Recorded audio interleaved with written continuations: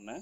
So చాలా చర్చెస్లోనే మరి సంఘాల్లో ఎలాగంటే ప్రతిరోజు సాయంత్రం ఆరాధన ఉంటుంది అనమాట. ప్రతిరోజు సాయంత్రం ఆరాధన ఉంటుంది, ప్రభు వాక్యం ధ్యానించుకుంటారు. అలాగే పాస్టులు చెప్తారు, లేదంటే మెంబర్స్ వచ్చి చెప్తారు అనమాట. మెంబర్స్గా డ్యూటీ వేస్తారు. 40 రోజులు ఎవరెవరో ఏ రోజు ఎవరో వాక్యం చెప్పాలో. సో ప్రతి సంఘంలోని ఎవరో ఒకరు వాక్యం చెప్తూ ఉంటారు అనమాట 40 రోజులు. ఓకే, సో దీన్ని ఈ ఆచారం ఇప్పుడు విన్నారా మీరు? కొన్ని సంఘాలు జరుగుతుంటుంది, ఎక్కువ పట్టణాల్లో ఎక్కువ జరుగుతుంటుంది. మరి ఎస్కోట్లో కూడా కొన్ని సంఘాలు జరుగుతుంటుంది. అలా ఇలా మన శ్రీలంకపురం సంఘాలు కూడా జరుగుతుంది అని విన్నాను నేను. ఇది శ్రమల కాలం, అదే లెంటన్, ఇంగ్లీష్లో లెంటన్ సీజన్ అంటారు. ఓకే, తెలుగులో చెప్పాలంటే శిలువ శ్రమలు ధ్యానాల దినం అనమాట. ఒక అర్థమవుతుందని నేను చెప్పేది. సో 40 దినాలు, 40 అనేసరికి చాలా గుర్తొస్తాయి మన 40 అంటే 40 రోజులు వర్షం పడింది కదా నోవా టైంలోనే.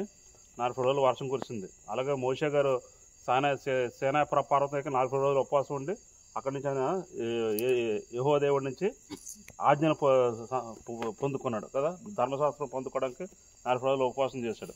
అలాగే యేసుబాబు కూడా 40 రోజులు ఉపవాసం చేశాడు, గుర్తుంది కదా. యేసుబాబు 40 రోజులు ఉపవాసం చేశాడు. ఇలాగా చూసుకుని 40కి చాలా చాలా చాలా ప్రాముఖ్యత ఉందని మనకు అర్థమవుతుంది బైబిల్ బట్టి. సో మీరందరూ పాటలు పాడుతుంటే చాలా సంతోషంగా వింటా ఉన్నాను పాటలు.